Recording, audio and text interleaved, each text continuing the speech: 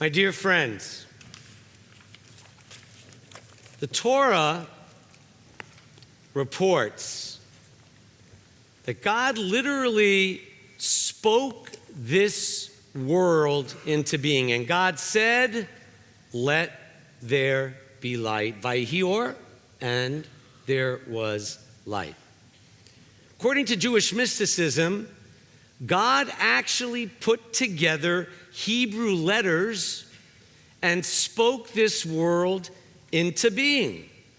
Hence the Aramaic phrase avra kedavra, or in magician's language, abra kedavra. Study the 22 letters of the Hebrew alphabet, and you will discover the meaning behind each individual character, even numerical values. Aleph is 1, Bet is 2. Each letter is also said to have a personality of its own. The former Boston area Reform rabbi, author, scholar who turned me on to the Hebrew alphabet as a young adult is Rabbi Kushner. Not best-selling author Rabbi Harold Kushner, but his cousin Larry, who among other things inspired a promising young student named Tara Feldman to become a rabbi. Rabbi Tara served alongside me in the early 2000s. She's coming home to Memphis to be our scholar in residence just before Hanukkah in December. And Rabbi Kushner wrote this book over 30 years ago called The Book of Letters, which draws the reader into the spiritual dimension of all 22 letters. He weaves together ancient sources, Talmudic commentary, Hasidic folktales, Kabbalah, but you don't have to be a mystic or so-called religious Jew to be a spiritually attuned Jew. You can even be a skeptic, or what I call myself, a rational mystic. For instance, Rabbi Kushner once gave a lecture in Minneapolis, and during the Q&A, a young man said, "I came here on bus number 37, Lamed Zayin. What does that mean?" The best answer Rabbi Kushner could think of was, "I think it means that you should go home on bus number 37. The founder of the Jewish renewal movement, Reb Zalman Schachter Shalomi, who I had the pleasure and privilege of studying alone with in Colorado as a young rabbi, tells the story about a guy who was born on May 5th, 1955. He lived at 555 5th Street. He had 5 kids. His whole life had been in fives. His accountant had just told him that his net worth was $555,555.55. And on the same day, he saw in the paper that there was a horse named Number 5 running in the 5th race. Convinced it was a sign, he put his entire life savings on Number 5, and what do you think happened? He won. That's right, his horse came in 5th.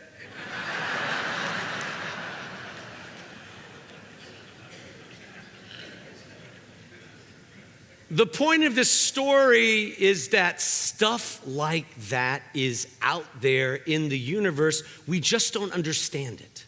And attempts to manipulate the rules are not only foolish but dangerous. Or as another great Reform rabbi, Arnold Jacob Wolf, was fond of pointing out, the prohibition in the Torah against talking to ghosts does not deny their existence. It just says, don't talk to them.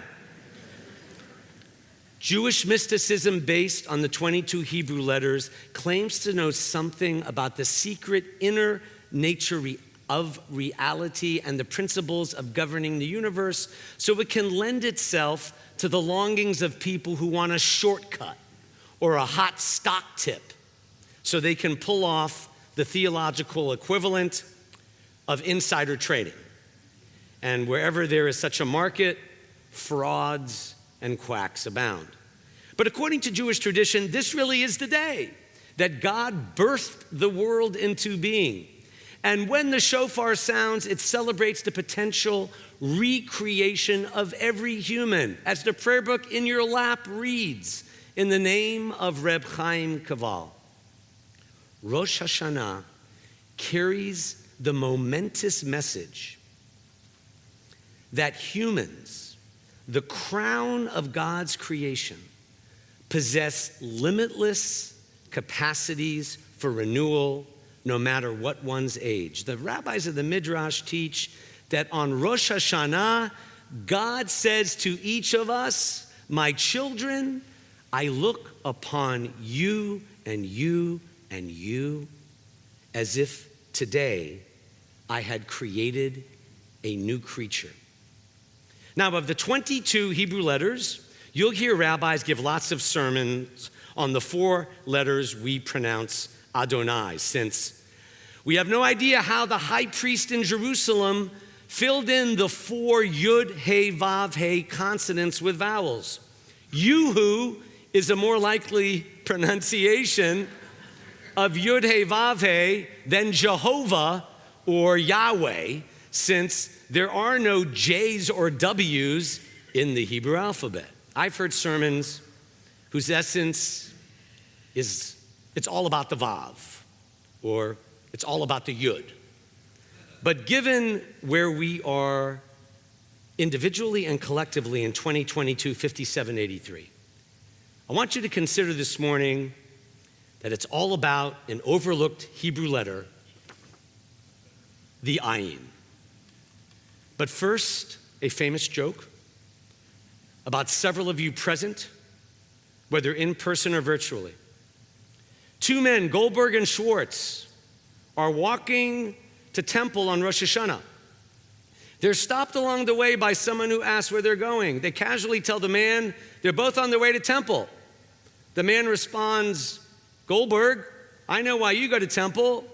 You believe in God, and you're an observant Jew. But Schwartz, you don't believe in God, so why are you going? Schwartz responds, Goldberg goes to temple to talk to God. I go to temple to talk to Goldberg. The first Hebrew word, beginning with the letter Ayin, we need to resurrect is this one, Am, peoplehood, community. Particularly for the vast majority of American Jews, get this statistic, my friends, 89% of whom are not Orthodox. God is certainly where Judaism begins, but hardly where it ends. Judaism is as much about belonging as it is about believing. Or as the New Jewish Encyclopedia entry on God puts it plainly, exactly what is God like? The one who is beyond he, she, they, it.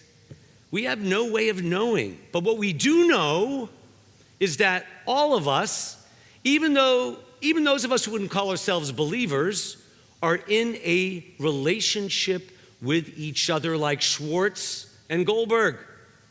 Our relationship to God, like all relationships, is complicated.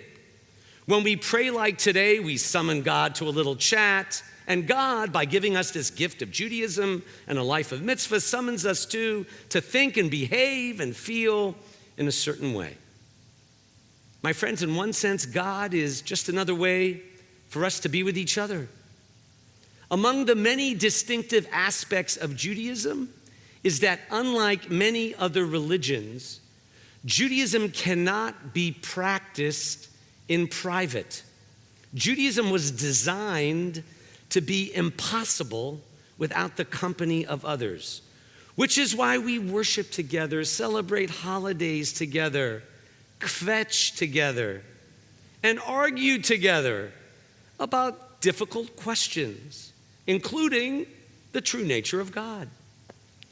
The amazing transgender genius rabbi some of you met, Abby Stein, when we hosted her last month, is descended directly from the 1760 founder of the entire Hasidic movement, the Baal Shem Tov. And the Besht famously noted that the Jewish people, you and you and you, are like a living Torah scroll, and every individual Jew, you and you and you, is a letter inside it.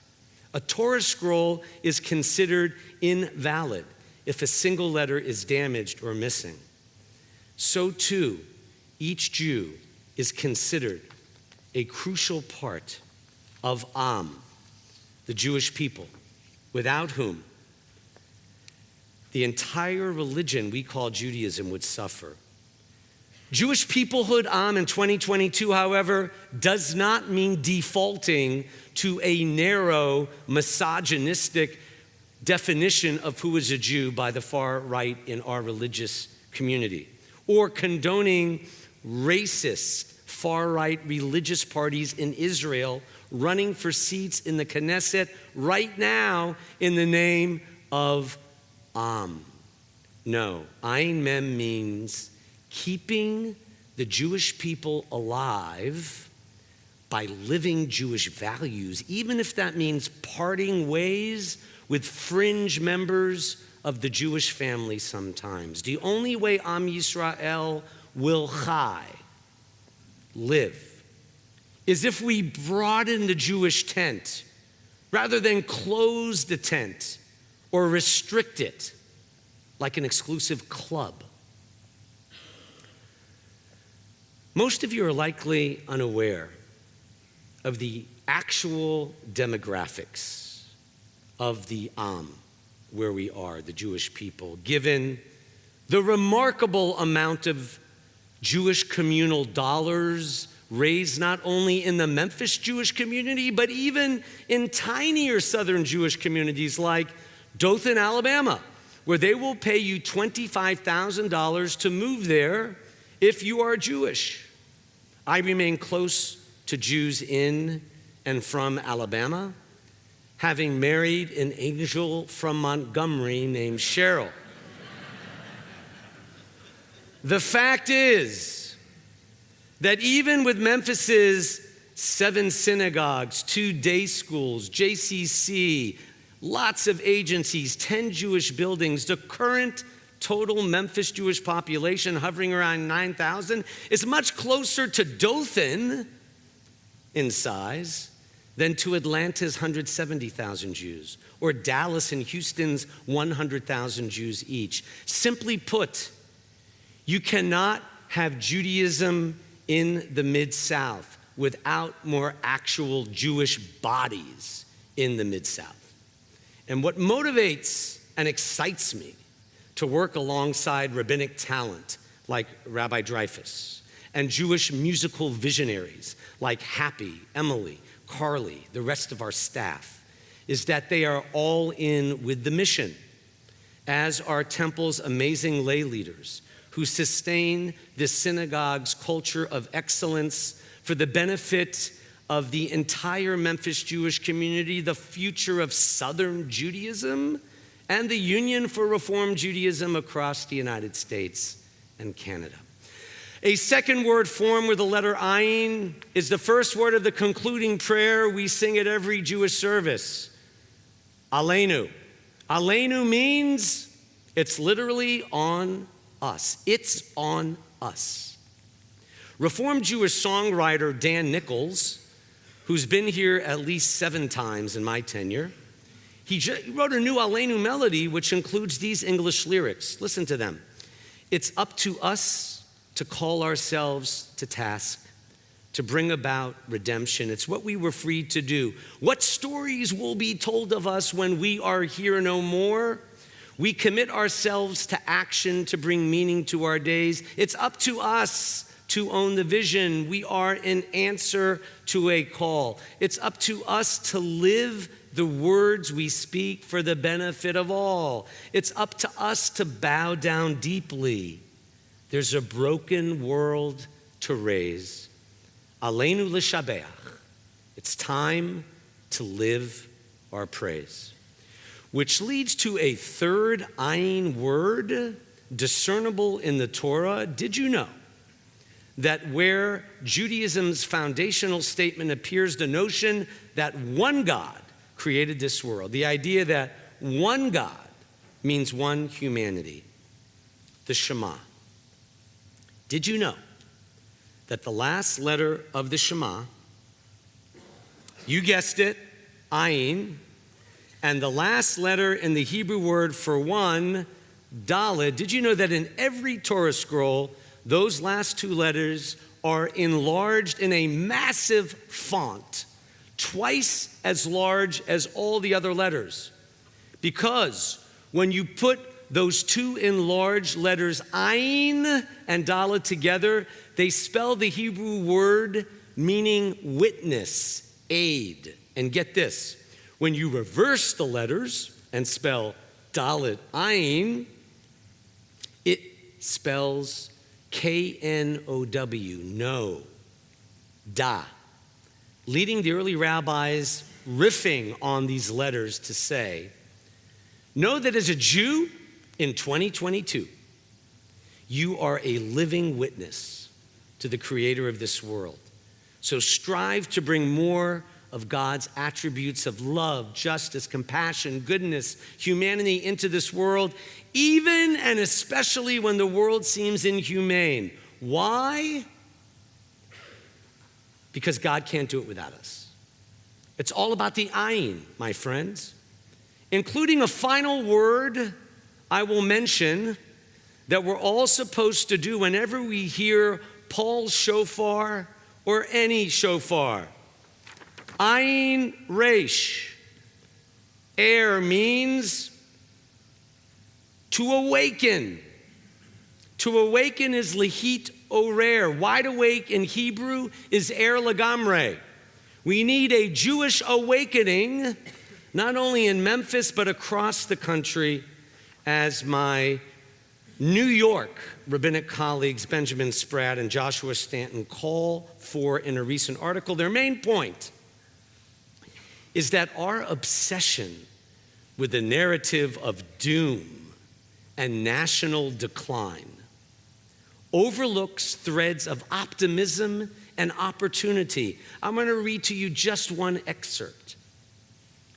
In the 21st century, American Jews hold more wealth, access, and power in the larger society than in any diaspora of the past 3,000 years. Jews run for president, lead industry, create new fields of study, and shape law and policy, while Jewish culture captivates America through television, comedy, music, and art. Rather than this narrative of the resilient underdog, the story of the modern American Jew is one of potency and choice.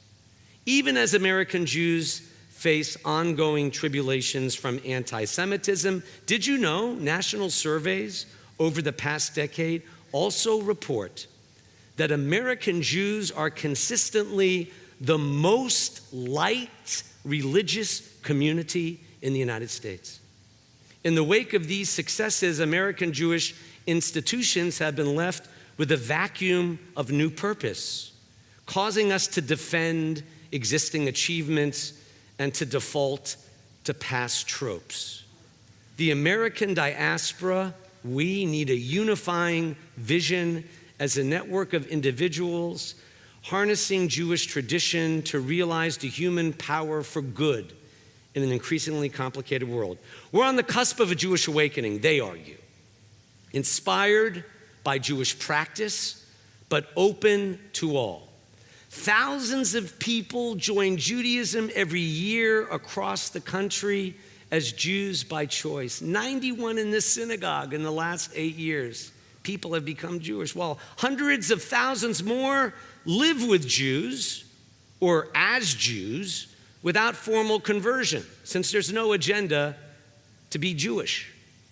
American Judaism is finally beginning to acknowledge the hundreds of thousands of Jews of color who had been previously undercounted in population studies. And you want to hear something that is hopeful? Nearly 60% of children with only one Jewish parent are raised as Jews, thanks largely to the Reform movement, with an even larger majority exposed to Judaism. New possibilities abound. Technology and streaming are enabling us to explore communities based on shared interests and values rather than geography. Friends, it's been more than 100 years since we last witnessed a vast reimagining of Jewish life when wave upon wave of immigrants, my grandparents' families came here from Eastern Europe. And within the present resides the promise of another Jewish revival. Jews and potential Jews are hungry for new, relevant, compelling expressions of Jewish values, spirituality, community. The rabbis closed their article the way I will, citing the ark you're facing from the book of Exodus, chapter 3, verse 2. V'hasneh einenu ukal. Even fully ablaze, the bush was not consumed. The bush is glowing new opportunities, new colors today, these rabbis, right? We need only to awaken to its brilliance and empower more people to behold all these possibilities with wonder, whether from a distance or up close. Ken yehi ratzon. So may it be not only for Temple Israel and for Memphis, but for Jewish people everywhere. And let us say, Amen.